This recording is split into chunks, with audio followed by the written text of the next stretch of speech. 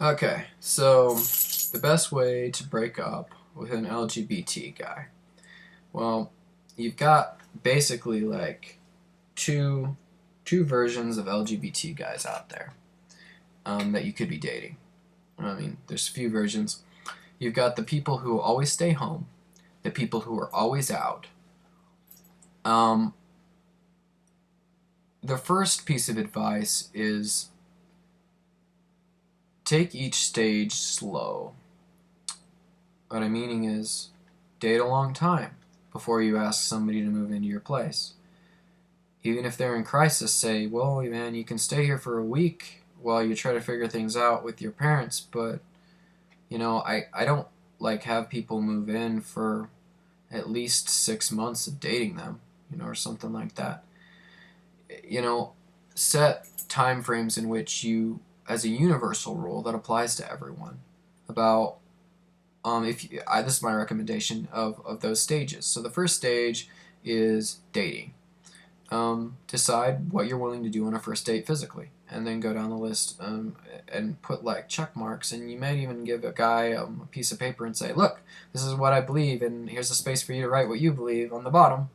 And just like it could be even a questionnaire you make up, just like, are you verse? Are you, and then like you just say, hey, this would be fun. I just thought we could have coffee and eat a meal and just hang out. And I had this like cool questionnaire I made up that I wanted to ask you for, and I've already filled out my side of it, and I'll show it to you once you fill out your side. So you know that they're not just looking at your answers and copying them to try to make sure I mean, that's if you meet people in public like I do. I'm not the kind of guy who's really had the best online dating experiences, so I'm more likely to just say, hey, I'm going to go to this LGBT event, and he looks hot, and go talk to him, than just be like looking at a dating profile. Because then again, I just look at dating profiles as well.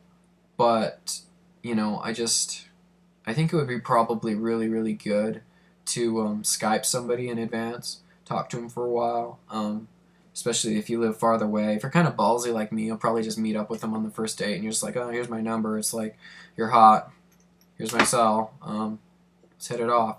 I'm not the kind of guy who's just like, I'm going to add you on Facebook, and then I'm going to ask you 50 million questions on the phone. And girls are like that, though, and they're smart to do that, I guess, because everyone wants to avoid bad situations. So I recommend it, actually. It's a good approach. It's not the approach I've taken, and I kind of think if I would have known this before about dating guys and kind of how they operate, especially LGBT guys, because their dread fear is to, like, end up alone.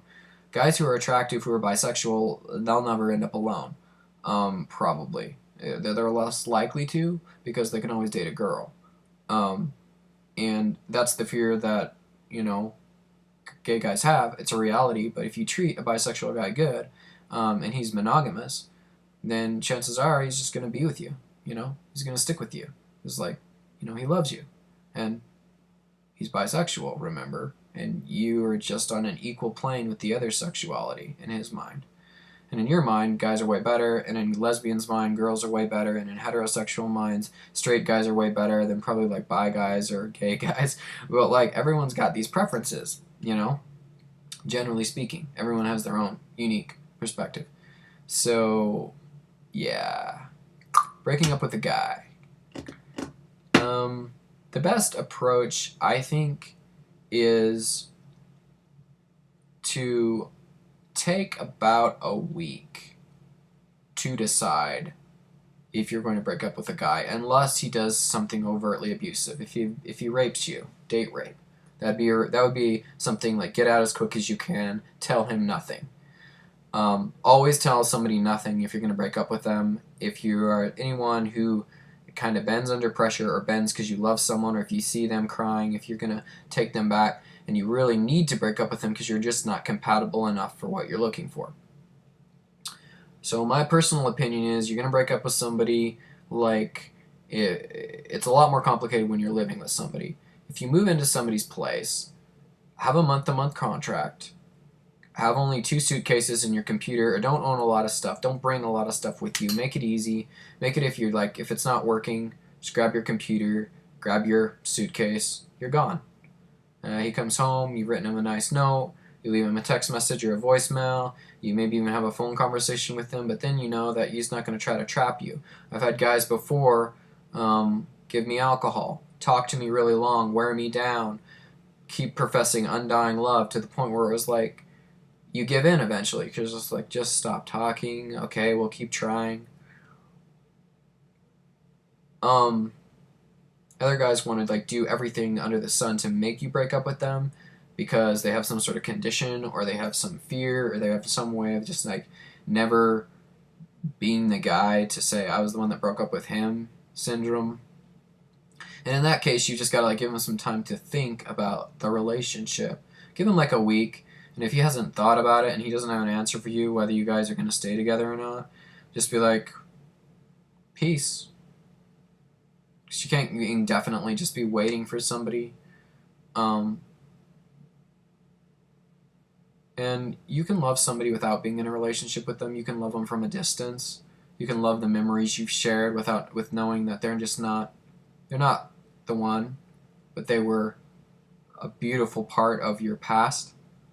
And you start to develop an ability to have non-attachment with people.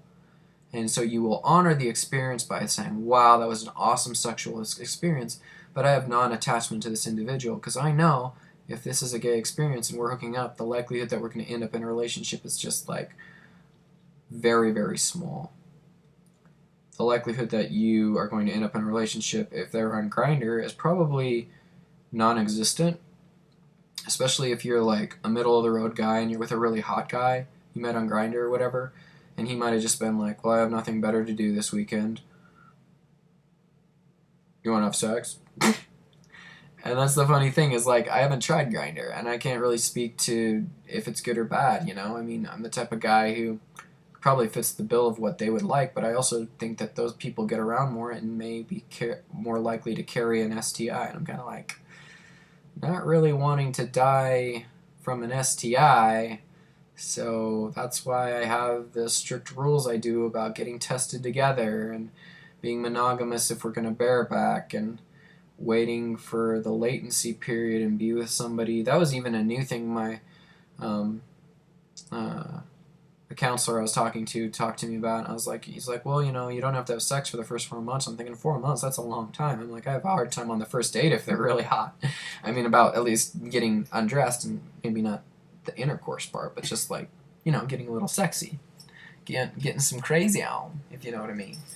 So, but yeah, play it smart. They should already have test results. You'll know if somebody's responsible if they can say, if you ask them don't ask them if they've been tested, ask them if they have their test results on hand. And if they say no, just say, can you get them? And if they say, no, I don't really do that, but I'm safe, don't accept excuses. Not in today's day and age. You could catch HPV, you could catch syphilis, you could catch HIV. You don't want to catch anything. I mean, if you don't have anything and you haven't had sex, stick with a virgin. Learn together. I mean, everyone wants that experience, and few people get to have it. If you can't find a virgin, find somebody who doesn't like have as much as. Just find somebody who has test results. Don't worry and don't get caught up so much in somebody's past because they might be a new person. People can change. People do change.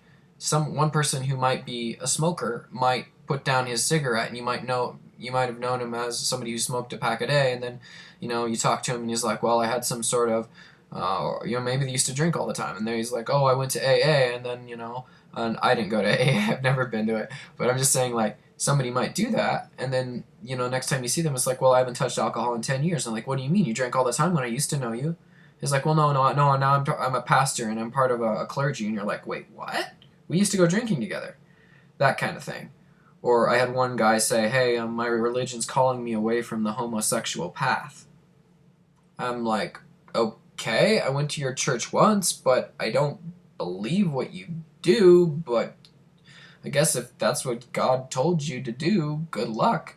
But for me, God's saying, hey, you know, you like being with guys? That's cool. It's fine. I don't mind it, you know?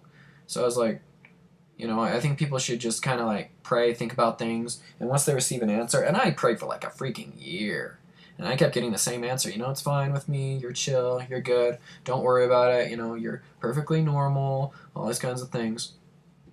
And so yeah, dating a guy, needing to break up with him, just move out if you're living with him. If you're not living with him, it really is not a big decision. Do a big pro-con sheet. list and see if he hits high enough on your rating scale. So do 4 quadrants, do kind of like, also see like where your future with him would look like. You can kind of like base your past off of what you think your future picture would look like. Your disagreements, your agreements, his pros, his cons. You basically rate him, and you rate yourself too to make it fair. If you want to rate yourself, or just rate him. It doesn't really matter. You're trying to figure out if you're going to stay with him or not. And then just so that you're fair, like if he's got a 6-pack ab and you've got like 15 pounds, yeah, he may have a drinking, he may it's like, don't be too judgmental if you've got like things working against you that are considered bigger things as well, like oh my gosh, I wish you'd just sleep. But so good luck with that, and don't feel bad. Just know that the next good person is right around the corner for you, and you just show love to everyone who you're in a relationship with. Respectfully leave and let them know the good things you felt about it. If they're an abuser, you don't need to say anything. You just walk away. Block their number. Don't look back. Don't let their mind games get into your head and make you stay longer than you want to go.